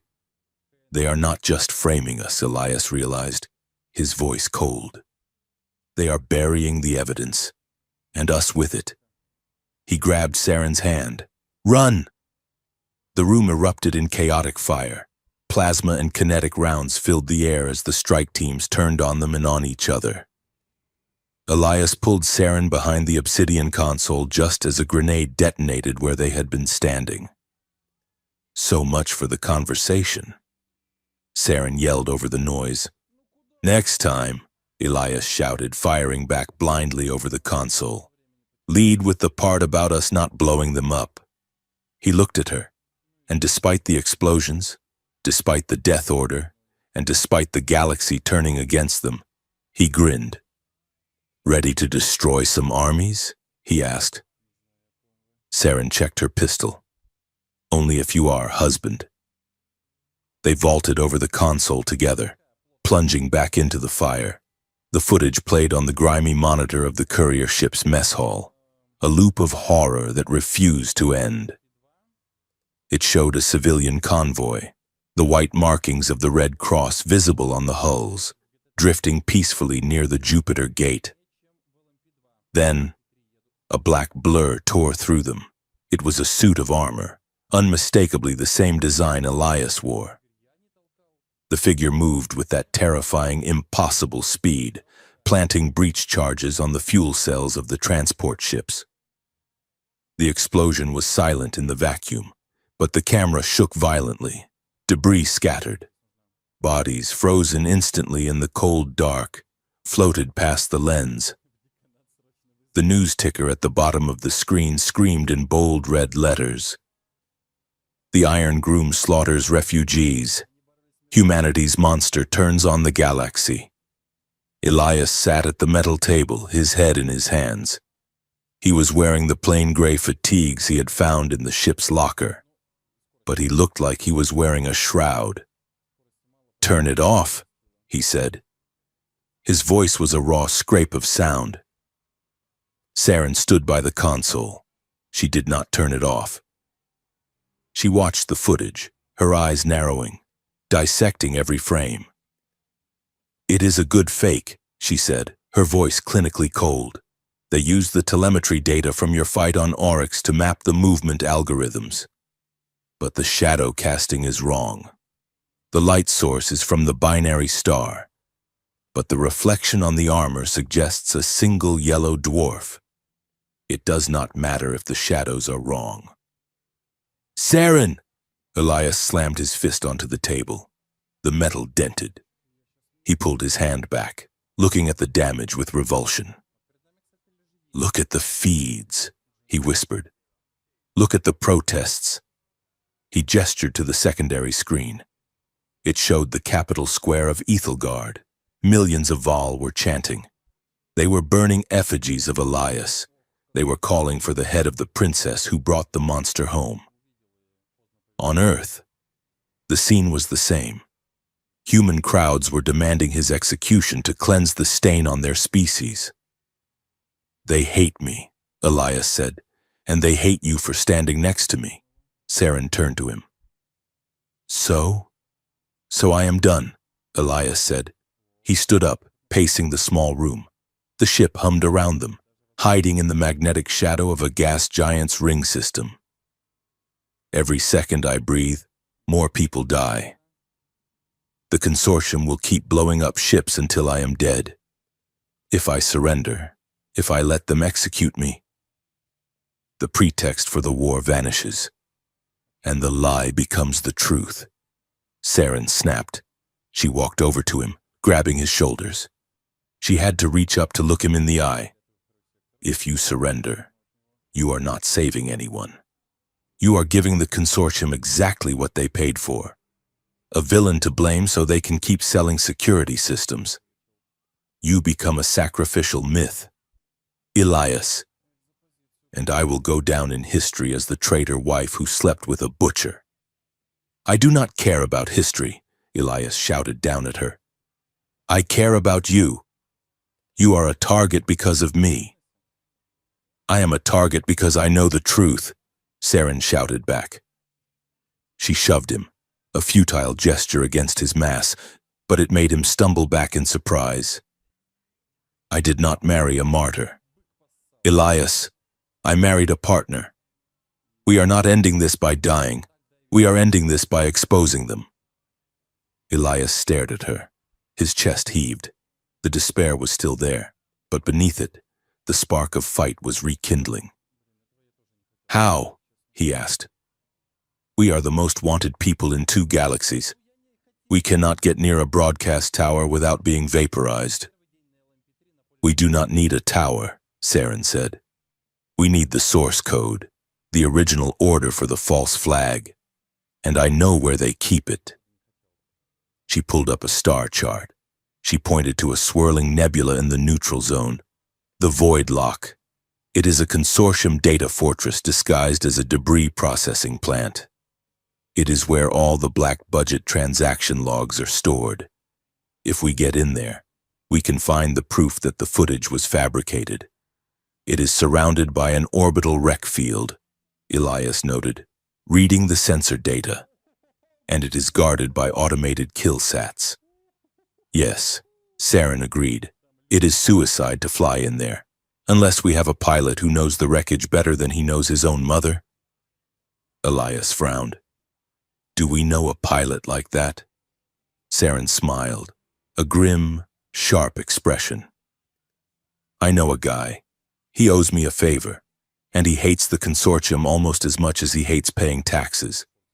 They found him in a dive bar on the station of Little Tyros. His name was Jackson Vane, though he went by the stage name the Great Kalo. He was a Vol, but a disgrace to the species.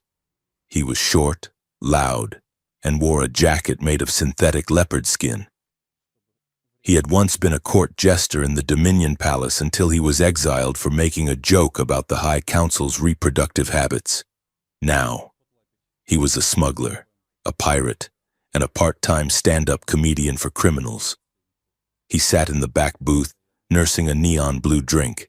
When he saw Saren approach, wearing a heavy hooded cloak, he choked on his olive. Oh no, Kalo said, holding up his hands. No, I saw the news. I am not getting involved in the Romeo and Juliet apocalypse tour. Go away. Hello. Kalo, Saren said, sliding into the booth. You look terrible. And you look like a fugitive princess with a bounty on her head large enough to buy a small moon, Kalo retorted. He glanced nervously at the cloaked figure standing behind her. And that must be the big bad wolf. Please tell him not to eat me. Elias lowered his hood slightly. His eyes were dark and unamused. I am not hungry. Kalo shuddered. Terrifying, truly. Look, princess, I love a good rebellion, but the consortium has fleets. I have a rusty freighter and a severe allergy to disintegration.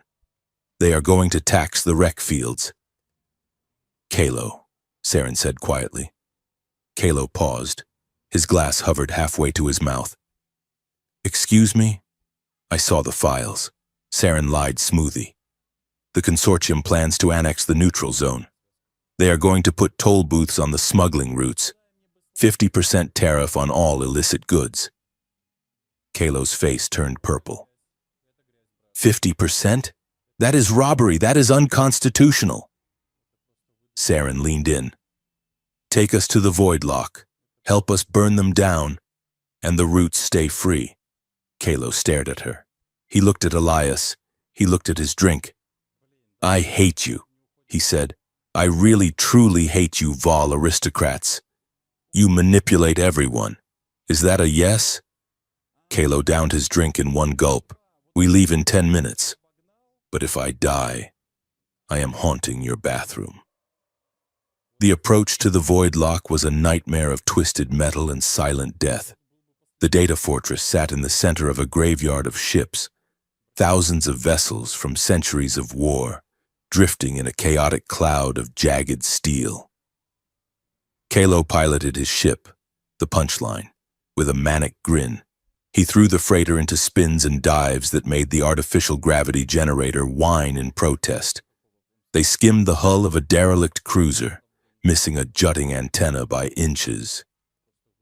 You are insane, Elias rumbled from the co-pilot seat. I am an artist, Kalo shouted over the roar of the engines. Watch this. He cut the engines completely, letting the ship drift silently past a sensor buoy, disguised as just another piece of debris. They docked at the service airlock of the fortress. Kalo hacked the seal, his fingers flying over his portable deck. We are in, he whispered. Now comes the fun part, the costume change. The plan relied on the arrogance of the consortium. They expected soldiers. They did not expect bureaucracy. Saren walked into the main corridor wearing the stiff, gray uniform of a sector auditor. She held a data pad like a shield. Elias walked beside her, clad in the black armor of a heavy security droid, his face hidden behind a full helmet, his movements deliberately stiff and robotic. Kalo brought up the rear, dressed as a maintenance technician, pushing a hover cart filled with cleaning supplies that were actually high-yield jamming devices. They reached the first checkpoint. Two bored human guards looked up. "Authorization?" one asked. Saren did not stop. She didn't even look at him. "Sector Audit 99 Delta," she snapped. "We are here to inspect the coolant leaks reported in sub-level 4. If I find one drop of unauthorized fluid, I am docking your pay for a month." The guard blinked. We didn't get a notification." "That is because the notification system is down, which is another thing I am writing you up for," Saren said, breezing past him. "Move aside before I report you for obstruction." The guard scrambled to open the gate. "Yes, ma'am. Sorry, ma'am." They walked through. As soon as they were out of earshot, Kalo let out a low whistle. "Remind me never to marry you. Princess, you are terrifying when you do the paperwork voice." "Focus," Elias growled through his helmet synthesizer. They reached the central server room. It was a massive chamber, filled with towering banks of blue lights. This was the memory of the war, every bribe, every kill order, every fabricated crisis. Saren plugged Kalo's deck into the main terminal. "Find the false flag order," she commanded. Kalo's fingers blurred. "I am digging." Wow, these guys have zero imagination. Operation Peacebreaker. Subtle. Here it is. He pulled up the file. Saren leaned in. It contained the original render of the deep-fake video. The transfer of funds to the mercenary unit that planted the explosives. And the authorization signature. Saren froze. The signature was not Counselor Vane. It was not General Harrow. It was a digital seal shaped like a white orchid. Elias saw her stiffen. "Saren?" Saren stared at the screen. The air in the room seemed to vanish. "That seal," she whispered. "That is the seal of the royal household, specifically the head of domestic affairs." "Lady Alara?" Elias asked, his voice low. "The woman who raised you?" Saren felt a physical blow to her chest. Lady Alara had been her mother's best friend. She had been the one who dried Saren's tears when her mother died. She had been the one who encouraged the marriage to Elias, whispering that it was a brave, romantic destiny. "She pushed it," Saren whispered. "She told me to marry you. She said it was for peace." She scrolled through the logs. There were messages from Alara to the consortium leaders. "The princess is naive. She will fall in love with the human if we frame it as a forbidden romance. Place them together. When the time is right, her heartbreak will sell the next 10 years of war bonds." Saren gripped the console. Her knuckles turned white. "I was not a diplomat," she said, her voice trembling with a rage so cold it burned. "I was a marketing campaign. She groomed me. She groomed me to love you so she could sell the tragedy." Elias placed a hand on her shoulder. The heavy gauntlet was gentle. "Saren." "She is not my family," Saren hissed. "She is a broker." Tears pricked her eyes, hot and angry. The betrayal cut deeper than the politics. It rewrote her entire childhood. Every kindness, every lesson, every hug, it had all been an investment strategy. "We have the file," Kalo interrupted, his voice unusually serious. "But we have a problem." The download triggered a silent alarm. "We have company." The blast doors at the far end of the room hissed open. A squad of consortium elite troops marched in. These were not bored guards. These were kill teams, wearing stealth armor and carrying disruptor rifles. "There they are," the lead trooper shouted. "Neutralize the asset, kill the witnesses." Elias stepped in front of Saren. "Get the data to the ship," he ordered. "What about you?" Saren cried. "I will buy you time. Go!" He shoved her toward Kalo. Kalo grabbed her arm. "Come on, princess, he is the big bad wolf, remember? He can handle it." Saren hesitated, looking back. Elias stood alone in the center of the room. He did not look like a monster. He looked like a wall. She turned and ran with Kalo. The troops opened fire. Blue bolts of energy hammered into Elias. He did not dodge. He did not weave. He activated the magnetic shields built into his armor, absorbing the impacts. Then he moved, but this time it was different. On Oryx, he had been a whirlwind of destruction, tearing men apart. He had been the weapon they built him to be. Now, he was the man Saren had saved. He surged forward, closing the distance to the lead trooper. He grabbed the barrel of the rifle and bent it upward, the shot going into the ceiling. He swept the trooper's legs, knocking him down, then drove a precision punch into the armor's power pack. The trooper's suit seized up, freezing him in place, unharmed, but immobilized. Elias spun. 2 more troopers fired. He grabbed a heavy server rack and slid it across the floor, creating mobile cover. He vaulted over it, grabbing the 2 men by their collars and slamming their heads together. Not hard enough to kill, just hard enough to knock them unconscious. He moved through the squad like water. He disarmed, dismantled, and disabled. He broke weapons, not bones. He shattered morale, not lives. He was unleashing his power, the terrible strength of the upgrade program. But he was filtering it through a new purpose. He was not fighting to destroy the enemy. He was fighting to get home to his wife. Saren watched from the gantry for a split second before vanishing into the vent. She saw him spare a soldier who had fallen, simply kicking the gun away and moving on. He is not the monster, she thought, a fierce pride swelling in her chest. He never was. They met at the airlock. Elias was scorched, his armor dented, but he was breathing steadily. "Did you kill them?" Kalo asked, panting as he shoved the hover cart toward the ship. "No," Elias said. "They are just sleeping." Kalo shook his head. "You are a terrible super soldier. You are supposed to leave a river of blood. It is bad for your brand. Shut up and fly." Elias grunted. They blasted out of the void lock just as the automated killsats swiveled to target them. Kalo threw the punchline into a desperate corkscrew maneuver, dodging a volley of missiles that turned a nearby frigate wreck into dust.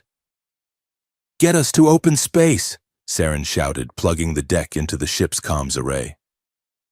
"I am trying," Kalo yelled, wrestling with the stick. "The gravity shear is tearing us apart." Saren's fingers flew over the keys. She bypassed the encryption on the transmitter. She targeted every public frequency, every news channel, every military band in the sector.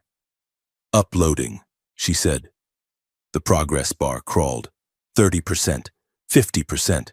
A massive impact shook the ship. The shields failed. "We lost the port stabilizer," Kalo screamed. 80%. "Just hold it together for 10 seconds." Elias shouted, bracing himself against the bulkhead. 99. "Upload complete." Saren hit the execute command. Across the galaxy, the screens changed. The loop of the massacre vanished. In its place, the raw file appeared.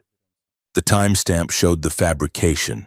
The audio logs of Lady Alara and the consortium directors played over the image. The bank transfers scrolled in high definition. The lie evaporated. On Ethelgard, the crowd fell silent as they heard the voice of the trusted Lady Alara selling their princess like cattle. On Earth, the protesters stopped chanting as they saw the orders to frame Elias. The truth hit the galaxy like a shockwave. On the punchline, the comms board lit up. It wasn't hate mail. It was confusion. Questions. Dawn. We did it, Saren whispered, slumping back in her chair. Elias looked at her. He reached out and took her hand. His glove was cracked, revealing the human skin beneath. We did it, he said. But the moment of victory was cut short by the proximity alarm. It didn't beep. It screamed. Kalo looked at the long-range sensors. His face went pale. Guys, he said, his voice trembling. You might want to look at this. Saren looked at the screen. Space was folding. Hyperspace windows were opening all around the void lock. Not one or two, hundreds. Massive warships emerged from the jump. They bore no flags. They were painted a matte, soulless black, the consortium's private liquidation fleet. They are not here to arrest us, Elias said, watching the armada fill the sky. No, Saren said, standing up and gripping Elias's hand. They are here to erase the whiteboard. The lead dreadnought began to charge its main cannon. It wasn't aiming at the punchline. It was aiming at the anvil relay station in the distance. They were going to destroy the resonance core to prevent anyone else from using it. And then they were going to destroy the witnesses. Kalo gulped. I think we are going to need a bigger boat. The pirate squeaked. Elias looked at Saren. Do you trust me? He asked. With my life, she answered. Good, Elias said, looking at the oncoming fleet with a calm, terrifying resolve. Because I am about to do something very stupid. The void around the anvil station had become a slaughterhouse. The consortium's liquidation fleet, painted a void-absorbing matte black, was a silent tide of destruction. They did not broadcast threats. They did not hail frequencies. They simply advanced, their heavy kinetic cannons shredding the debris field to clear a path to the station. On the bridge of the punchline, the pirate pilot Kalo was screaming. I cannot dodge that, he yelled, banking the freighter so hard the artificial gravity compensators groaned. That is a dreadnought. It is the size of a city block and it wants to turn us into space dust. Saren gripped the comm station, her knuckles white. The situation was a chaotic nightmare. To their left, a Dominion battle group had dropped out of hyperspace. These were the hardliners, loyal to the old regime, coming to rescue their princess and execute her husband. To their right, a human coalition task force had arrived. Extremists, coming to liberate the super soldier and burn the alien witch who had corrupted him. 3 fleets, 3 agendas, and caught in the middle, a rusty freighter and a derelict station holding the only truth left in the galaxy. They are charging weapons, Elias said. He stood by the viewport, his eyes tracking the thermal blooms of the enemy cannons. Not at us. At the station. They want to destroy the core, Saren realized. If they vaporize the anvil, the evidence of the conspiracy dies with it, and without the core to stabilize you. I go insane, Elias finished, or I die. Efficient. Saren looked at the tactical map. The Dominion and human fleets were hesitating. They were confused by the black ships, unsure if this was a third party or a trap. They were holding fire, waiting for orders. That is our opening, Saren said. She slammed her hand onto the broadcast key. Kalo. Boost the signal. Use the anvil's array. I want every speaker, every headset, and every holopad in this sector to hear me. You want to give a speech? Kalo shouted, dodging a piece of burning wreckage. Now? I want to give an order, Saren corrected. The link established. Saren took a breath. She did not look like a princess in a silk gown. She looked like a survivor in a grease-stained flight suit, her hair wild, her eyes burning with a cold, terrifying resolve. Attention, Dominion Fleet Command and Coalition Task Force, she said. Her voice cut through the static. amplified by the ancient alien tech of the station. "This is Princess Saren Val. You have been sent here to kill a monster and save a traitor. But you are looking at the wrong targets." On the bridges of the arriving ships, commanders froze. Saren's voice filled their decks. "Look at the black ships," Saren commanded. "Look at their transponder codes. They have none. They are not Val. They are not human. They are the consortium. They are the ones who paid for your missiles. They are the ones who paid for your caskets." A railgun slug from a consortium frigate clipped the shield of the punchline. The ship shuddered violently. Saren did not flinch. "You think you are fighting for your empires?" she shouted. "You are fighting for their quarterly revenue." The man standing beside me, Commander Elias Rook, is not your enemy. He is the evidence they are trying to bury. If that station falls, the truth about the war falls with it. She looked at the camera, her gaze piercing the distance. "I am not asking you to fight for me. I am asking you to fight for the fact that you have been sold. Do not let them erase us." Silence hung over the battlefield for 3 heartbeats. Then, the consortium dreadnought fired. A massive lance of energy struck the anvil's outer shield. The Dominion admiral, a scarred veteran named Korth, looked at his sensors. He saw the black ships firing on a royal vessel. He saw the evidence Saren had uploaded minutes ago, the bank transfers, the betrayals. "All ships," Korth barked. "Target the Black Fleet. Protect the princess. On the human side." The commander hesitated only a second longer. He had lost a brother on Tarsus 4. He saw the logs showing the battle had been extended for profit. Rage, hot and pure, replaced his orders. "Weapons free," he growled. "Light those corporate bastards up." Chaos erupted. The Dominion and human fleets, sworn enemies for 12 years, turned their guns away from each other and unleashed hell on the consortium armada. It was a reprieve, but it wasn't enough. "They are deploying dropships," Elias shouted. Hundreds of black pods were shooting from the consortium dreadnought, streaking toward the anvil. "They are going to board the station," Elias said, checking his pistol. "They are going to detonate the core manually. We have to get down there," Saren said. "Kalo, land us on the breach." "You are kidding, right?" Kalo whimpered. "Do it." The freighter slammed into the landing bay of the anvil, skidding through sparks and twisted metal.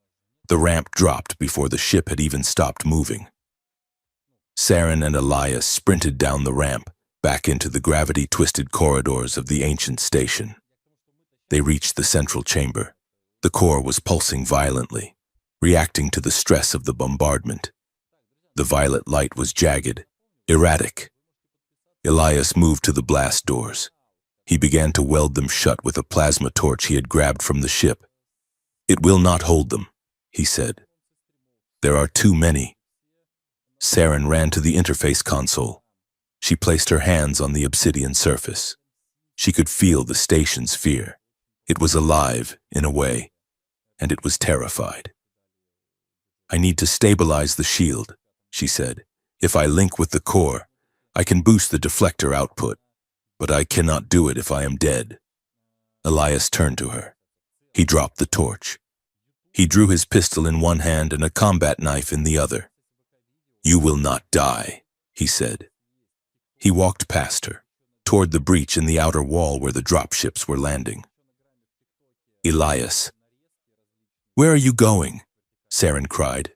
"To the choke point," he said. "There is a bridge across the thermal vent. It is the only way in." He stopped and looked back at her. The helmet of his armor retracted, revealing his face. He looked calm. For the first time since she had met him, the haunting was gone. "Do your work." "Princess," he said. "I will do mine." He put the helmet back on. The faceplate turned opaque black. He stepped out onto the bridge. The consortium battalion hit the ground running. They were elite mercenaries, heavily modified, wearing powered exoskeletons. There were 300 of them, and there was one of him. Saren watched from the safety of the control room's transparency wall. Her heart stopped. The mercenaries opened fire. A wall of plasma and solid projectiles hammered into Elias. He did not take cover. He activated the resonance dampeners in his armor, the ones Saren had helped calibrate. The energy absorbed into his suit, glowing purple. He began to walk forward when the first wave of mercenaries reached him. It was not a fight. It was a collision. Elias moved with a fluidity that defied physics. He ducked under a vibro blade, grabbed the attacker by the chest plate, and threw him over the edge of the bridge into the thermal vent.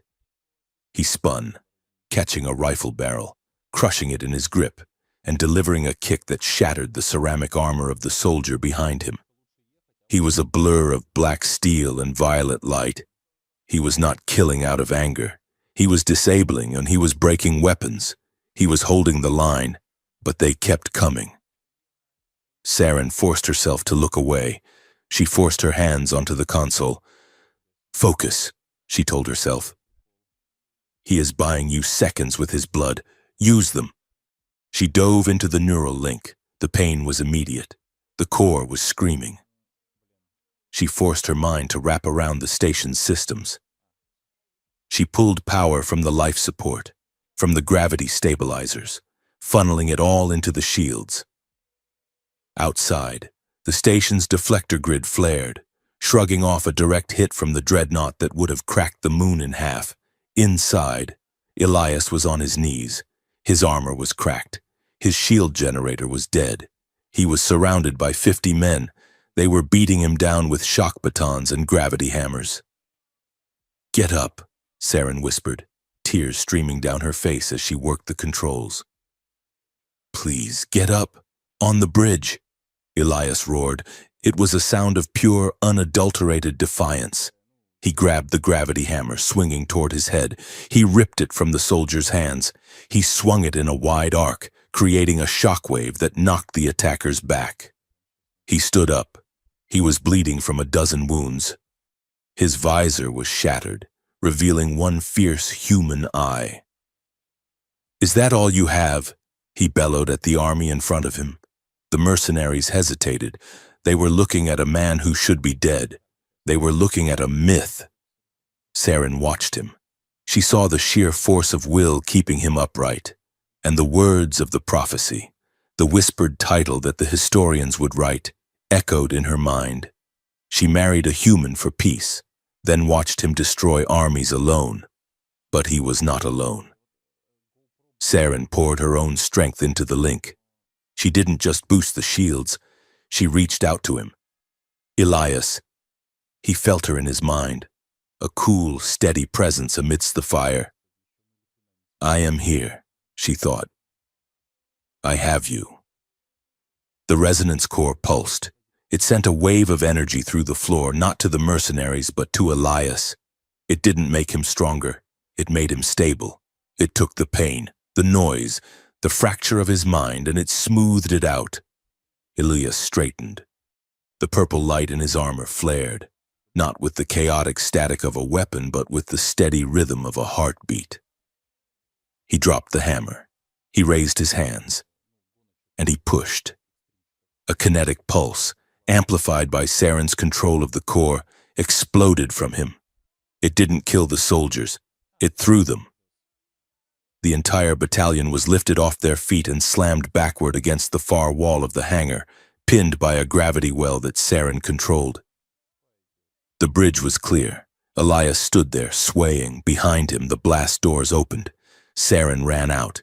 She didn't care about the sniper fire. She didn't care about the battle. She ran to him. She caught him as he fell. "Did we win?" he rasped, blood bubbling on his lips. Saren looked up. Through the hangar bay shield, she saw the black dreadnought burning. The combined fleets of the Dominion and the Coalition had broken its spine. Rescue shuttles were streaking toward the station. "Yes." She wept, holding his face. We won. The aftermath was not a parade. It was a reckoning. 3 days later, on the neutral world of Sanctum, the multi-empire tribunal was convened. It was the most watched broadcast in galactic history. Saren stood before the judges, 3 human, 3 Vol. She wore no crown. She wore a simple white suit, sharp and unadorned. Beside her sat the accused, Counselor Vane, looking shrunken and old, General Harrow, stripping of his medals, and Lady Alara, the woman who had been a second mother to Saren, staring straight ahead with cold, unrepentant eyes. The evidence was undeniable. The logs from the data fortress, the testimony of the doctors, the financial trails linking the war to the weapons consortium. But the most damning evidence was the woman standing at the podium. Saren did not scream. She did not rage. She spoke with a terrifying calm. "You built a machine of death," she said to them. "You fed it our children. You fed it our resources, and you told us it was for honor." She turned to the camera. "Peace is not a signature on a piece of paper," she said to the galaxy. "Peace is not something you marry into. Peace is a daily act of courage. It is the refusal to let fear be monetized." She looked at the Vol High Council representatives. For 3,000 years, the Vol monarchy has held absolute power. We claimed it was to protect the bloodline. But my bloodline was used to unlock a weapon. Therefore, the power is flawed. Gasps rippled through the chamber. "I, Saren Vol, Princess of Ethelgard, hereby dissolve the absolute monarchy. I relinquish my hereditary right to sole rule." Bedlam broke out. Saren raised her voice, cutting through the noise. "I call for the formation of a coalition council. Representatives from the Dominion, the Human Coalition, and the border worlds. A government that answers to the people, not the shareholders." She stepped back. She had burned her throne to build a table. Then, it was Elias's turn. He did not stand at the podium. He sat in the witness chair. His arm was in a sling. He looked tired. The prosecutor, a young human lawyer, looked at him with awe. "Commander Rook," she said, "you are being hailed as the savior of the Anvil, the guardian. There are statues being commissioned in your honor. There are cults worshiping your image. What is your response to those who say you should lead the new military?" Elias leaned forward. The microphone whined. "Tell them to melt the statues," he said. The room went silent. "I am not a god," Elias said. "I am a mistake. I am what happens when you let science outpace morality. You want to honor me? Ensure that no one like me is ever built again. Destroy the labs. Burn the blueprints." He looked at Saren. "We do not need supermen. We need good men. And we need them to stay human." He stood up and walked out of the chamber, leaving the hero worship to die on the floor. 6 months later, the galaxy was still messy. The transition to the new coalition government was difficult. There were arguments, protests, and logistical nightmares. But there was no war. The blockade was gone. Food was moving to the border worlds. The reconstruction had begun. On Ethelgard, the snow was falling. It covered the scars of the city in a blanket of white. Saren stood in the center of the memorial plaza. The massive statue of the first queen holding a sword had been removed. In its place, scaffolding was rising for a new structure, the Institute for Xenodiplomatic Studies, a school. She felt a hand on her waist. Elias stood beside her. He was wearing a heavy wool coat, looking more like a civilian than a soldier. The tension that used to define his posture was gone. He still scanned the crowd out of habit, but his eyes were soft. "It is going to be ugly," he noted, looking at the architectural plans. "Modern art always is." Saren laughed, leaning into him. It is going to be beautiful. It is going to be full of students yelling at each other about trade tariffs instead of shooting at each other. Sounds exhausting, Elias said. It is. Saren agreed. But it is better than the alternative. She turned to face him. He looked healthy. The treatments with the core, now controlled and regulated by a team of ethical scientists, had stabilized his physiology. The voices were gone. The pain was gone. He was just Elias. So, husband, she said, brushing a snowflake from his eyelashes. The council meeting is in an hour. They are arguing about grain subsidies. I need my advisor. Elias groaned. I would rather fight the battalion again. Too bad, Saren said. You married a politician. You get the paperwork. Elias smiled. It was a slow, easy smile that reached his eyes. I married a revolutionary, he corrected. The paperwork is just the price of admission. He kissed her. It wasn't the desperate kiss of two people on the edge of death. It was the slow, steady kiss of two people who had all the time in the world. It tasted of coffee and cold air and absolute trust.